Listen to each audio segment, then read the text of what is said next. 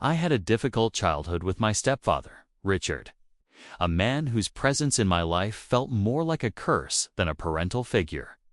From the moment he married my mother, it was clear that I was nothing more than an inconvenience to him, an unwanted reminder of a past he didn't care for. He was strict to the point of cruelty, emotionally distant to the point of cold indifference.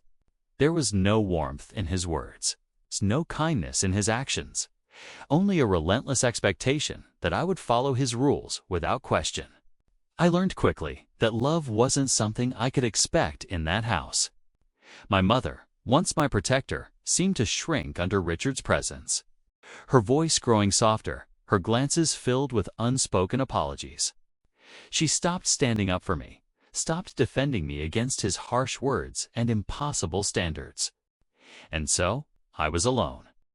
The house became a battleground where every misstep, every minor mistake became another excuse for him to remind me that I wasn't good enough. His words cut deeper than any slap ever could, telling me I was weak, useless, a burden he never asked for. No matter what I did, I was never enough for him. I got good grades. He scoffed and said they weren't perfect. I worked hard. He sneered that I was slow. If I ever dared to dream of a future beyond his control, he would crush it with a few well-placed words, laced with just enough venom to make me believe he was right. I spent my childhood walking on eggshells, bracing for the next time he would tear me down just because he could. Then, when I turned 18, he decided he was done with me. He looked me in the eye and told me to leave, as if all those years of suffering under his roof meant nothing. He said he'd wasted enough resources on me. No goodbye. No parting words of encouragement. Just the door shutting behind me, leaving me with nothing but my own determination to prove him wrong. And one day, I will. If there was ever any doubt that Richard despised me, it disappeared the moment his son, Michael, was born. From that day on, I became invisible, no, worse than invisible. I was a shadow, an unwanted reminder of a life Richard never wanted, while Michael was his perfect little prince. Showered with love, praise, and every ounce of affection. Richard was capable of giving. The difference in treatment was impossible to ignore. Michael got the best of everything: new clothes, expensive toys, and a father who actually smiled when he looked at him. Meanwhile, I got hand-me-downs, scorn, and a growing list of things I was never good enough for. If Michael so much as sneezed, Richard would be at his side, full of concern. If I got sick, I was being dramatic. When Michael scraped his knee, Richard would scoop him up and soothe him with gentle words. When I fell, I was told to quit whining and be a man. It wasn't just favoritism.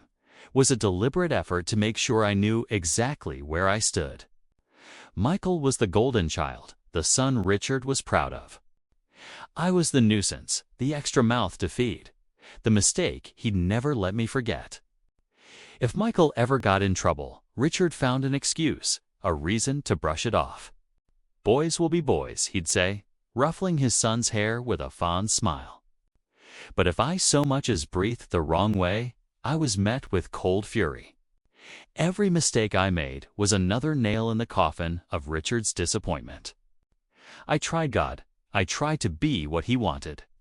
I worked harder, pushed myself further, hoping for even the slightest bit of recognition. But it never came. The more I struggled, the more Richard seemed to enjoy knocking me down. And Michael, he knew. He saw the difference, the way Richard tore into me and treated him like he could do no wrong.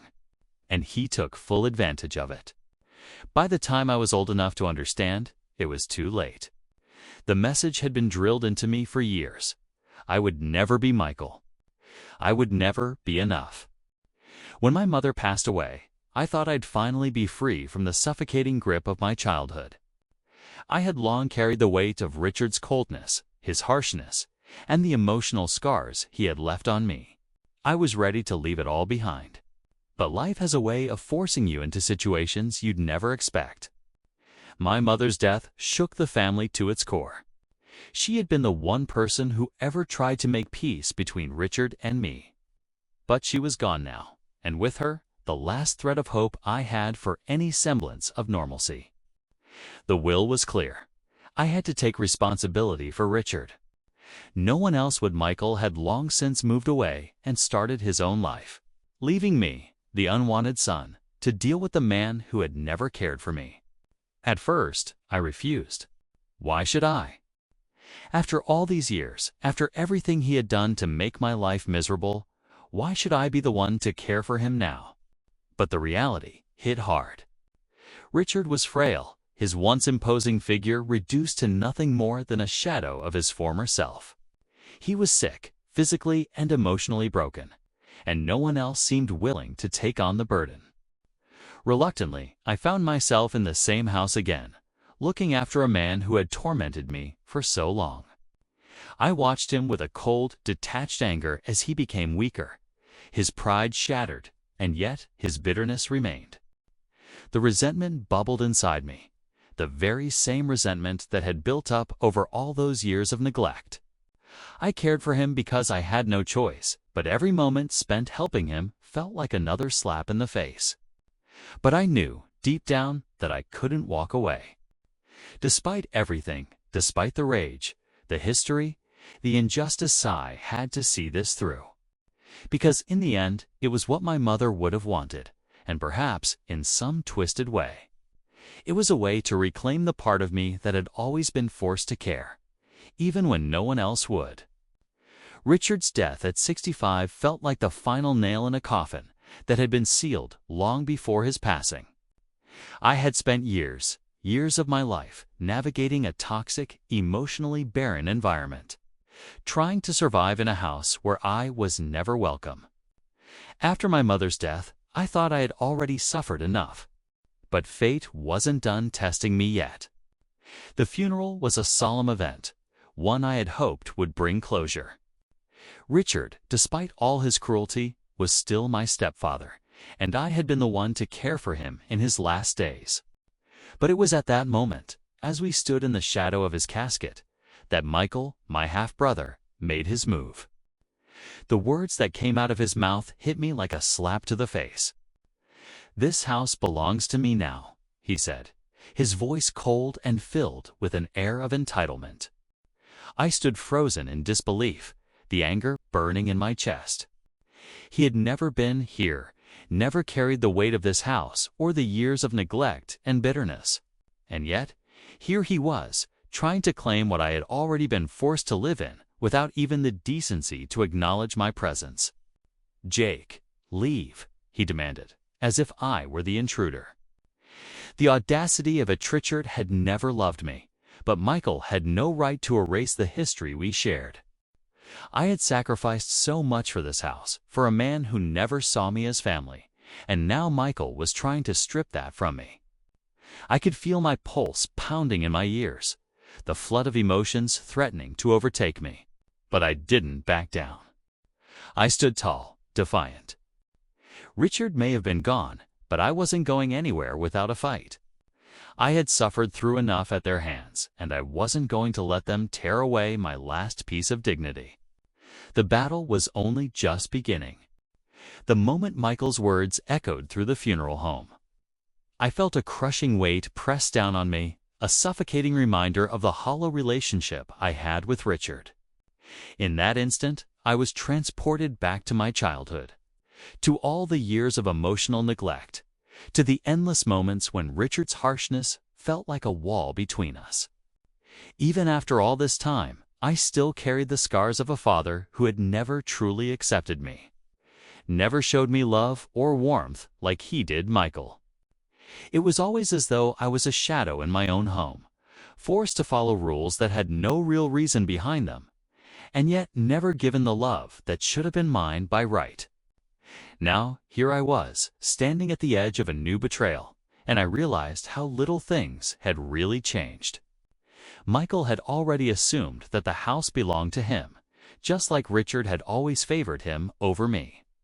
And it felt like the culmination of a lifetime of being overlooked, unloved, and unwanted. I felt a wave of defeat wash over me.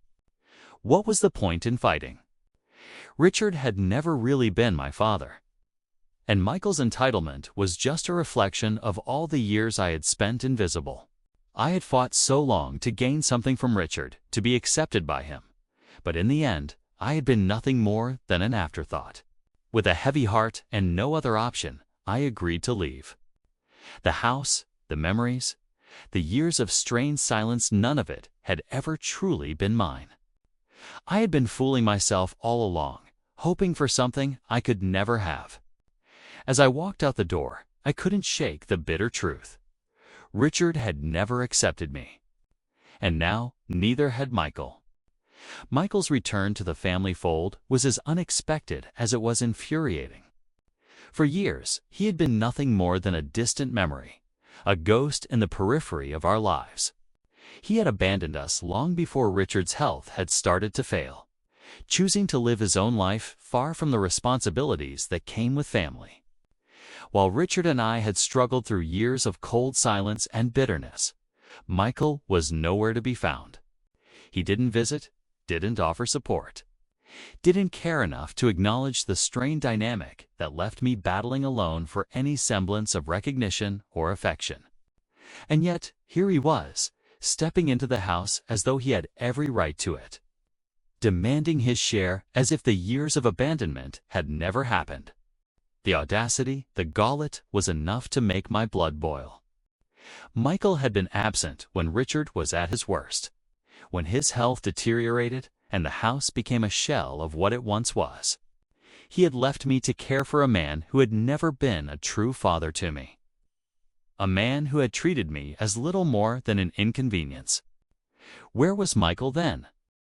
But now, with Richard gone, Michael was suddenly the rightful heir. The one who deserved everything, as if his absence hadn't caused more damage than he could ever comprehend. He had abandoned his responsibilities, both as a son and as a brother. Yet he believed that the moment Richard passed, everything was his for the taking. I stood there, watching him with a bitter taste in my mouth, knowing this was the final act of a man who had never truly been part of our lives, only there when it was convenient for him. It was the last thing I expected a call from Richard's lawyer, Mr. Thompson. I had barely thought about the will, and after everything that had happened, I certainly wasn't prepared for the flood of emotions that rushed over me when I heard his name. The nerve of it all. Richard, the man who had spent years turning his back on me, had left behind something that demanded my attention. I hadn't spoken to Mr. Thompson in years, and the sudden ring of my phone felt like the world was about to turn on its axis. "Mr. Thompson, this is Jake," I answered, my voice stiff, unsure of what to expect. "What's this about?" He was calm, his tone polite, but there was an edge of formality that made me uneasy. "Jake, I'm calling regarding Richard's will. We need to discuss some important matters related to his estate." My heart skipped a beat. My mind raced. Why now? Why, after all this time, after everything that had unfolded between Richard and me? The thought of the will immediately brought back all the years of neglect.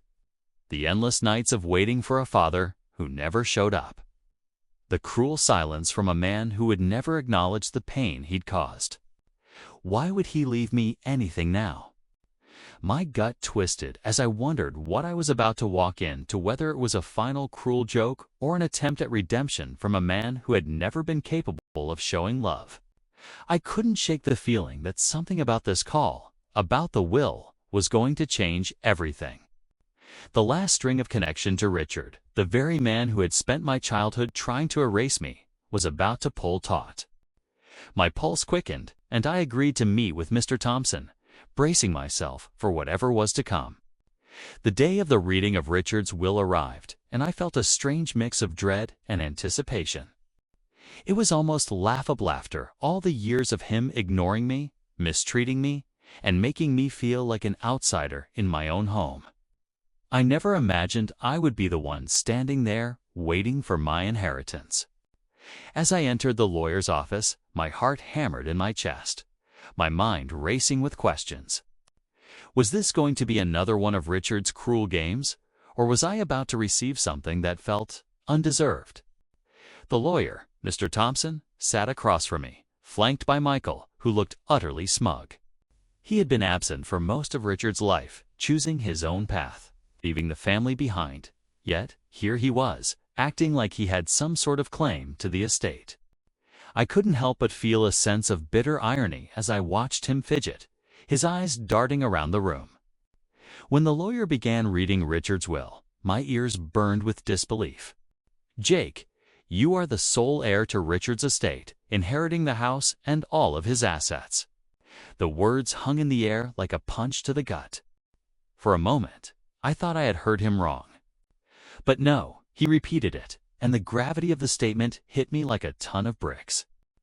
Richard, the man who had spent my childhood coldly pushing me away, had somehow left everything to me. Michael's face went pale. His confident demeanor cracked, his jaw clenched in disbelief. His eyes shot daggers at me, and I could see the anger boiling over inside him. He had always assumed that the house would be his, that he would be the one to inherit everything. But now it was clear. He had been cut out, and I was the one Richard had chosen.